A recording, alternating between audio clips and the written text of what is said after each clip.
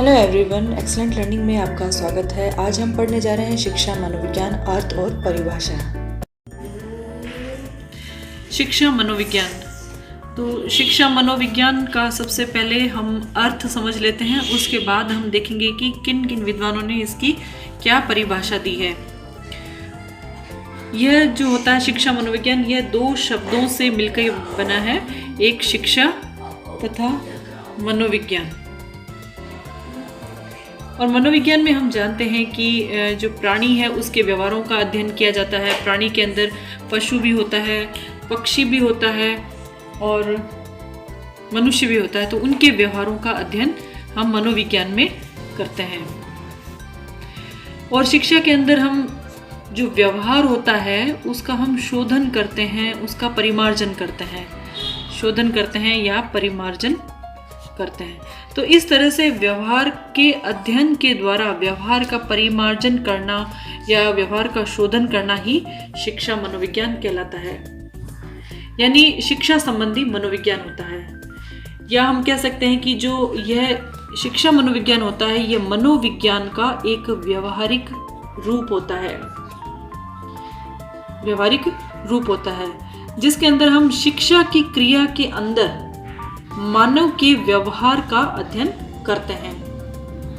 तो इस तरह से मनोविज्ञान, यह शिक्षा मनोविज्ञान जो होता है, यह मनोविज्ञान की एक वह शाखा होती है जिसके अंदर शिक्षा से संबंधित जो भी हमारी समस्याएं हैं, शिक्षा से संबंधित जो भी हमारी समस्याएं हैं और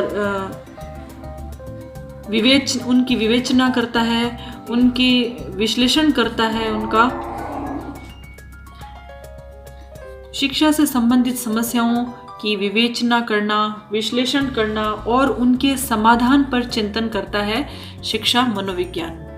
तो यह तो इसका अर्थ हो गया एक साधारण सा कि ये दो शब्दों से मिलके बना होता है। मनोविज्ञान का अर्थ व्यवहार का अध्ययन होता है और शिक्षा का अर्थ होता है शोधन या परिमार्जन होता है।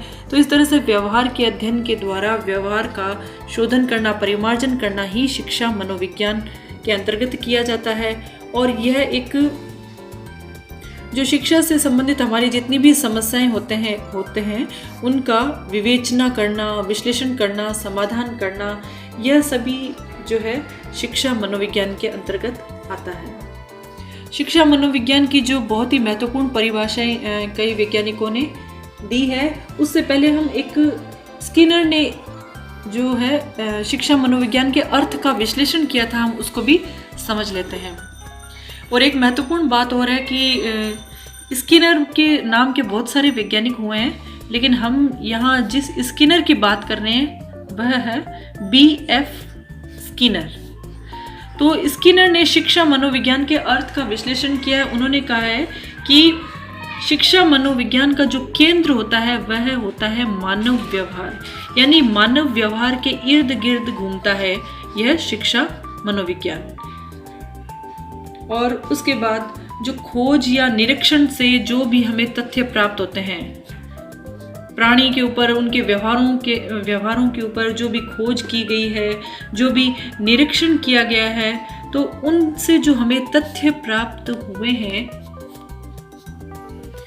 वे शिक्षा मनोविज्ञान के अंतर्गत आते हैं। और एक चीज होती है कि मनोविज्ञान जो होता है उसके अंदर नियम होते हैं। मनोविज्ञान में नियम होते हैं, सिद्धांत होते हैं। तो इन नियमों और सिद्धांतों का शिक्षा के अंदर प्रयोग ही शिक्षा मनोविज्ञान कहलाता है। तो यह एक साधारण सा अर्थ है। और अब हम चलते हैं कि जो बहुत ही महत्वपूर्ण परिभाषाएं मनोवैज्ञानिकों ने दी है वो क्या है। शिक्षा मनोविज्ञान की जिन मनोविज्ञानियों ने परिभाषाएं दी उसमें से सबसे पहले है कोलेसनिक। देखते हैं कोलेसनिक ने क्या डेफिनेशन दी है। इनके अनुसार मनोविज्ञान के अनुसंधान, जो मनोविज्ञान के अनुसंधान है और उनके जो सिद्धांत है, मनोविज्ञान के सिद्धांत है, उनका शिक्षा के क्षेत्र में प्रयोग ही शिक्षा मनोविज्ञान कहलाता है।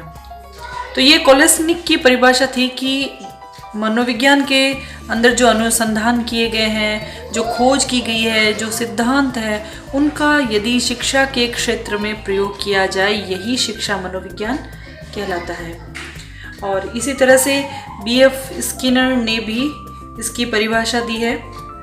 B.F. स्किनर के अनुसार शिक्षा मनोविज्ञान शिक्षा के अंदर, शिक्षा में उन अनुसंधानों का प्रयोग है, वे अनुसंधान जो कि मानव और प्राणी यानी जिसमें पशु पक्षी सभी आ जाते हैं, मानव और प्राणी के अनुभव और व्यवहार से संबंधित होते हैं।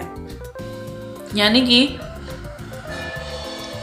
मानव और जो प्राणी हैं उनके अनुभव, उनके व्यवहारों पर जो अनुसंधान किए गए हैं, जो खोज की गई है, उन सभी अनुसंधानों का शिक्षा में प्रयोग करना ही शिक्षा मनोविज्ञान है, यह B.F. स्किनर ने कहा था।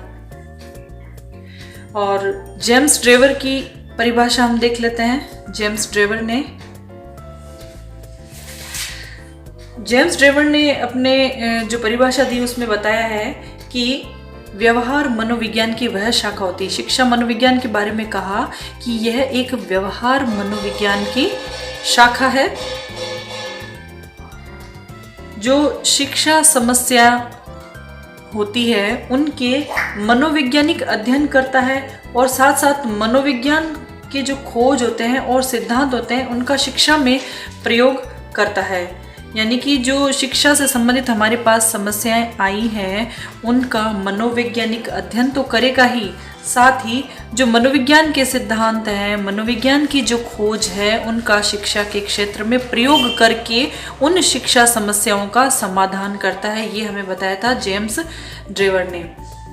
तो ये वैसे तो खूब सारी परिभाषाएं हैं, लेकिन हमने यहाँ 3 महत्वपूर्ण परिभाषाएं ली हैं और जो अक्सर एग्ज़ाम्स में भी पूछी जाती है। रीट का एग्ज़ाम हुआ, सीटेट का एग्ज़ाम हुआ, उसमें भी पूछी जाती है। तो हमने कोलेस्निक की परिभाषाएं ली। एकदम साधारण सी परिभाषा है कि मनोविज्ञान के अंदर जो भी अनुसंधान है या मनोविज्ञान के जो सिद्धांत है उसका शिक्षा के क्षेत्र में प्रयोग ही शिक्षा मनोविज्ञान कहलाता है। और B.F. स्किनर के अनुसार शिक्षा मनोविज्ञान वह है जिसके अंदर मानव और प्राणी के अनुभव और व्यवहार से संबंधित जितने अनुसंधान हुए हैं, जितनी खोजें हुई हैं, उनका शिक्षा के क्षेत्र में प्रयोग ही शिक्षा मनोविज्ञान कहलाता है। और इसी तरह से जेम्स ड्रेवर की बहुत ही महत्वपूर्ण परिभाषा है कि यह व्यवहार का मनोविज्ञान है जिसमें शिक्षा संबंधित जो समस्याएं होती है उसका मनोवैज्ञानिक अध्ययन किया जाता है और मनोविज्ञान के जो अनुसंधान है, जो सिद्धांत है, जो खोज है, उनका शिक्षा के क्षेत्र में प्रयोग किया जाता है। यही शिक्षा मनोविज्ञान है।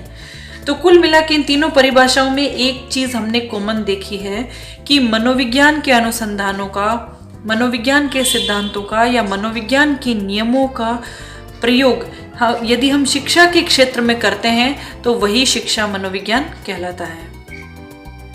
तो आज हमने देखा कि मनोविज्ञान, जो शिक्षा मनोविज्ञान है उसका क्या अर्थ है और B.F. स्किनर का विश्लेषण भी देखा। साथ ही हमने कुछ महत्वपूर्ण परिभाषाएं, महत्वपूर्ण डेफिनेशंस हमने मनोविज्ञान की देखी, कोलेस्निक की, B.F.